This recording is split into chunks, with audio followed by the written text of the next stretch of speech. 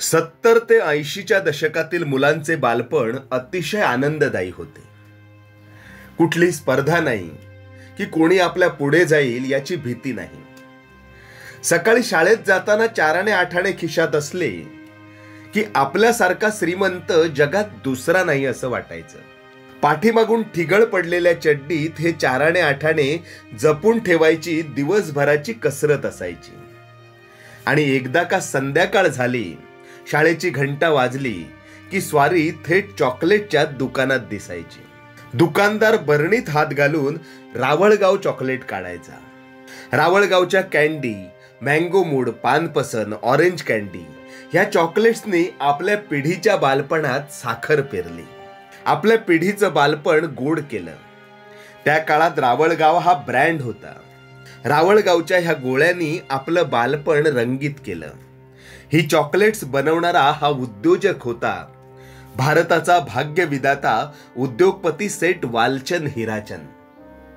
सेठ वालचंद हिराचंद म्हणजे भारतात जहाज बांधणीसारखा पहिला कारखाना काढणारे, Bombay cycle and motor he motor निर्मिती कंपनी काढणारे, रेल्वेच्या मोठमोठ्या बोगद्यांची कंत्राटे घेणारे, हिंदुस्तान एअरक्राफ्ट हा भारतात पहिला विमान निर्मिती कारखाना काढणारे, पाईप फाउंड्री, खाणकाम, रायफल बनवणे, सॉमिल आदी उद्योगात नावलौकिक मिळवलेले सेठ वालचंद हिराचंद चॉकलेट्स बनवण्याच्या व्यवसायाकडे वळले. ही त्या काळात न पटणारी गोष्ट होती. फक्त महाराष्ट्राचंच नव्हे तर भारताचे भवितव्य घडवण्याची दूरदृष्टी ह्या उद्योगपतीकडे होती. प्रत्येक उद्योगात होणारा ब्रिटिशांचा वावर मोडून काढण्याची जिद्द ह्या उद्योगपतीकडे होती. 1930 साली नाशिक जवळच्या रावळगाव ह्या छोट्याशा गावातून जाताना प्रवासात वालचंद यांनी शेतीसाठी नापीक समजली जाणारी कोरडी जमीन पाहिली. हजारो एकर कोरडी पडलेली ही जमीन पाहून वालचंद यांना आश्चर्य वाटले. त्यांनी ही जमीन खरेदी करण्याचा निर्णय घेतला आणि 1500 एकर जमीन खरेदी देखील केली. आता प्रश्न असा होता की ह्या जमिनीत नेमकं करायचं काय. सेठ वालचंद हिराचंद यांनी भूजल आणि माती तज्ञांना आमंत्रित केले. शेजारून वाहणाऱ्या गिरणा कालव्याचा वापर करून काही शेती वगैरे करता येईल का ह्या गोष्टीचा अभ्यास केला आणि शेती करायला सुरुवात केली. मोठ्या प्रमाणावर ऊसाची लागवड केली आणि रावळगावच्या ह्या जमिनीत ऊस जोमाने वाढू लागला. सगळं पडीक क्षेत्र हिरवगार झालं. पण इतक्या मोठ्या प्रमाणात आलेल्या ऊसाचं नेमकं करायचं काय हा बिकट प्रश्न वालचंद यांच्या समोर होता. कारण जवळपास कुठलाही साखर कारखाना नव्हता. संपूर्ण महाराष्ट्रात एखाद दुसरा साखर कारखाना त्या काळात होता. शेवटी 1933 साली सेठ वालचंद हिराचंद यांनी साखर कारखाना काढण्याचा निर्णय घेतला आणि इथल्या गावाचं नाव देऊन साखर कारखाना जन्माला आला, रावळगाव शुगर फार्म. त्या काळात आपल्या दैनंदिन आहारामध्ये साखरेला स्थान नव्हतं. साखरेचा चहा क्वचित कुठेतरी बनत होता. गुळाचा चहा सर्वसामान्यांच्या घरात बनत होता. मग साखर कारखान्याची साखर खपवायची कुठे हा मोठा प्रश्न वालचंद यांच्या समोर होता. वालचंद यांनी नवीन युक्ती वापरली. साखरेच्या चॉकलेट्स, गोळ्या बनवायच्या. साधारण 1940ला खडी साखरेचा प्रयोग करण्यात आला. मग त्यात हळूहळू बदल करत गोळ्या, टॉफी, चॉकलेट्स, कॅन्डी निर्मिती झाली. गावच्या मातीची आठवण म्हणून सेठ वालचंद यांनी या चॉकलेट्सना नाव दिलं रावळगाव. पुढची अनेक दशकं ह्या रावळगावने गाजवली. मुले शाळेत जाताना येताना ह्या गोळ्या चघळू लागले. शाळेच्या दप्तरात एक कप्पा रावळगावसाठी रिकामी असायचा. कुणाचा वाढदिवस असू दे की एखाद्याला बक्षीस मिळू दे की शाळेत चांगले गुण मिळू दे, हातावर रावळगाव पडणार हे निश्चित होतं. आपण निर्माण केलेला ब्रँड मार्केटमध्ये कसा न्यावा, विदेशी कंपन्यांचं कंबरड कसं मोडावं, उद्योगाची जाहिरात कशी करावी, उद्योग मोठा कसा करावा, हे कसब सेठ वालचंद हिराचंद यांच्याजवळ होतं. अख्ख्या महाराष्ट्राचं राजकारण हलवणाऱ्या साखर उद्योगाची निर्मिती वालचंद यांनी केली. भारताचे पहिले विमान बनवणारा हा माणूस, भारतात पहिली कार बनवणारा उद्योजक आणि इंग्रजांच्या नाकावर टिच्चून संपूर्ण भारतीय बनावटीची पहिली जहाज कंपनी सुरू करणारा हा भारताचा उद्योग पितामह होता, उद्योग महर्षी सेठ वालचंद हीराचंद. नमस्कार मित्रांनो, मी प्रणय राऊत.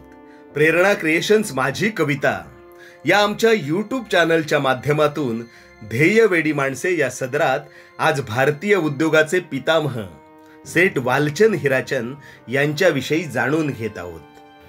दिनांक 23 नोव्हेंबर 1882 रोजी महाराष्ट्रातील सोलापूर येथे वालचंद यांचा जन्म झाला. वडील हीराचंद नेमचंद दोशी हे अडत व्यापारी होते. बालपणापासूनच वालचंद यांचा कल उद्योगाकडे होता, पण वडिलांच्या व्याज घेण्याच्या अडत कामात त्यांना अजिबात रस नव्हता. शिक्षण अर्धवट सोडून ते धंद्यात उतरले, पण पहिल्यात ज्वारी आणि कापसाच्या खरेदी विक्री धंद्यात मोठा आर्थिक तोटा सहन करावा लागला. पुढे ते जिद्दीने बांधकाम व्यवसायात उतरले. त्यांचा एक मित्र होता लक्ष्मण बळवंत फाटक. दोघांनाही मराठी नाटक, सिनेमा पाहण्याची भयंकर आवड होती.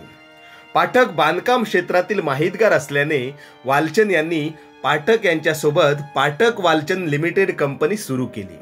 बार्शी लाईट रेल्वेच्या कंत्राटापासून सुरुवात करून सुमारे 14 वर्ष त्यांनी भागीदारीत अनेक पुलांची उभारणी केली. वालचंद स्वस्त बसणारे नव्हते. घाई गडबडीत आणि कुठचाही मागचा पुढचा विचार न करता निर्णय घेणे ही वालचंद यांची खासियत होती. निर्णय घ्यायचा आणि घेतलेला निर्णय योग्य कसा होता हे सिद्ध करण्यासाठी आटोकाट प्रयत्न करणे हे वालचंद यांचे वैशिष्ट्य होते. पुढे वालचंद मुंबईत आले. त्यांनी मध्य रेल्वेचं बोरी बंदर ते करी रोड या रेल्वे मार्गाचं टेंडर भरलं. हे टेंडर मिळणं तेवढं सोपं नव्हतं, कारण या आधीच मुंबईत मातब्बर कॉन्ट्रॅक्टर होते. मुंबईत आल्यावर एक कॉन्ट्रॅक्टर त्यांना टोमणा मारून म्हणाला, वालचंद काळजी घ्या बरं, ही मुंबई आहे, सोलापूर नाही. इथं काम करणं हे खेडूत लोकांना जमणार नाही बरं का. एक दिवस ही डोक्यावरची पगडी विकायची वेळ येईल तुमच्यावर. हे शब्द वालचंद यांना जिव्हारी लागले. ते कॉन्ट्रॅक्टर त्यांनी मिळवून दाखवलंच, पण काम इतकं उत्तम केलं की ब्रिटिश अधिकारी वालचंद यांना काम देण्यासाठी वालचंद यांच्या टेंडरची वाट बघू लागले. पुढे करी रोड ते ठाणे, ठाणे ते कल्याण, थेट बेळगाव पर्यंतची कामे वालचंद यांनी केली. त्या काळात भारताच्या किनाऱ्यावरून चालणाऱ्या जहाज वाहतुकीवर पूर्णतः ब्रिटिश जहाज कंपन्यांचे वर्चस्व होते. पण ही गोष्ट वालचंद यांना नेहमी खटकत होती. ही जलवाहतूक भारतीयांच्या हाती येण्याच्या दृष्टीने वालचंद यांनी सरकारशी सतत वाटाघाटी केल्या. या गंभीर प्रश्नाला त्यांनी वृत्तपत्राद्वारे वाचा फोडली. पुढे नरोत्तम मोरारजी, लल्लूभाई सामळदास, किलाचंद देवचंद आणि वालचंद हीराचंद यांनी सिंधिया स्टीम नेव्हिगेशन कंपनी स्थापन केली. ते बोटी खरेदी विक्री करू लागले आणि नव्या बोटी बांधू लागले. इंग्रजांचे वर्चस्व असणाऱ्या या व्यवसायात इंग्रजांना न जुमानता वालचंद उतरले होते. भारतात जहाज बांधणीचा पहिला कारखाना त्यांनी काढला होता. एकदा ब्रिटिश कंपनीचे लॉर्ड इंचेकन म्हणाले होते, सिंधिया कंपनीला आम्ही समुद्री चाचे समजतो. तेव्हा भारताच्या ह्या वाघाने त्यांना सडेतोड उत्तर देत म्हणाले, चाचे कोण, आम्ही का तुम्ही? आमच्या देशाभोवतालचा समुद्र कोणाचा आहे, आम्हा भारतीयांचा का साता समुद्रा पलीकडून आलेल्या तुम्हा गोऱ्या लोकांचा? आपल्या देशाला स्वतंत्र मिळाल्याशिवाय आपल्या उद्योगांची भरभराट होणार नाही, असे वालचंद यांचे मत होते. त्यांनी 1942च्या लढ्यातील भूमिगत क्रांतिकारकांना विपुल प्रमाणात आर्थिक मदत देखील केली. मित्रांनो, वालचंद हीराचंद यांच्याविषयी बोलत असताना वालचंद नगर आणि रावळगावचा उल्लेख होणार नाही असं कधी झालं नाही. वालचंद यांनी पुणे जिल्ह्यातील इंदापूर शहराच्या पश्चिमेस 38 किलोमीटरवर एक औद्योगिक शहर वसवण्याचा निर्णय घेतला.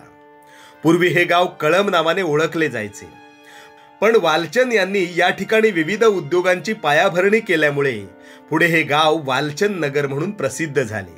पुढे नाशिक जिल्ह्यात रावळगाव या ठिकाणी 1500 एकर पडीक जमिनीवर आंब्याची कलमे, ऊस, कापूस, भुईमूग इत्यादी विविध पिके घेण्याचा निर्णय त्यांनी घेतला. 1933 साली ऊसाच्या पिकावर लक्ष केंद्रित करत रावळगाव शुगर फार्म लिमिटेड नावाने कारखाना काढला. रावळगाव ब्रँडच्या नावाने स्वतःची अनेक उत्पादने महाराष्ट्रातील घराघरात पोहोचवली. पेपरमिंटच्या वड्या, ताज्या दुधाची टॉफी, लॅको बॉनबॉन, पत्री खडीसाखर ही उत्पादने विशेष गाजली. याशिवाय येथे गूळ तयार करणे, ऊसापासून मेण तयार करणे, कागद तयार करणे, साखर कारखान्यास आवश्यक यंत्रसामुग्री तयार करणे, मिठाईचे डबे तयार करणे असे यशस्वी उद्योग देखील निर्माण झाले. मित्रांनो, आज आपण आत्मनिर्भर भारताचे विचार ऐकतो. सेठ वालचंद यांनी हा विचार स्वातंत्र्यापूर्वी केला होता. वालचंद हिराचंद यांच्या जीवनावर आधारित जिंकिले भूमी जल आकाश या पुस्तकात सविता भावे लिहितात, आपल्या स्वातंत्र्यवीरांनी आपल्याला स्वातंत्र्य मिळवून दिले, पण पुढे आर्थिक स्वातंत्र्याच्या लढ्याचं समर्थ नेतृत्व वालचंद हिराचंद यांनी केलं. मित्रांनो, उद्योजकांच्या अडचणी सोडवण्याकरता वालचंद यांनी Indian merchants, Maharashtra chamber of commerce आदी संस्थांची उभारणी केली. त्यांनी अनेक कंपन्या काढून भारतीय उद्योगाची पायाभरणी केली. मित्रांनो, रावळगाव चॉकलेट्स बनवून आज 80हून अधिक वर्षे लोटली. आपल्या अनेक पिढ्या या चॉकलेटची चव चघळत मोठ्या झाल्या. अजूनही कुठे कुठे या चॉकलेट्स मिळतात, पण जागतिकीकरणाच्या या काळात पुढच्या पिढ्या ही चव घेऊ शकतील की नाही ही शंका आहे. दिनांक 8 एप्रिल 1953 मध्ये सेठ वालचंद हिराचंद यांनी अखेरचा श्वास घेतला, पण उद्योगाचा निर्मळ झरा हिंदुस्थानला दिला. मित्रांनो, प्रेरणा क्रिएशन्स माझी कविता या आमच्या यूट्यूब चॅनलच्या माध्यमातून भारतीय उद्योगाच्या या महर्षीला मानाचा मुजरा. प्रेरणा क्रिएशन्स माझी कविता या आमच्या चॅनलवर जर आपण नवीन असाल तर चॅनलला लाईक करा, सबस्क्राईब करा. मी प्रणय राऊत आता आपली रजा घेतो. लवकरच भेटूया एका नव्या व्हिडिओसह. धन्यवाद.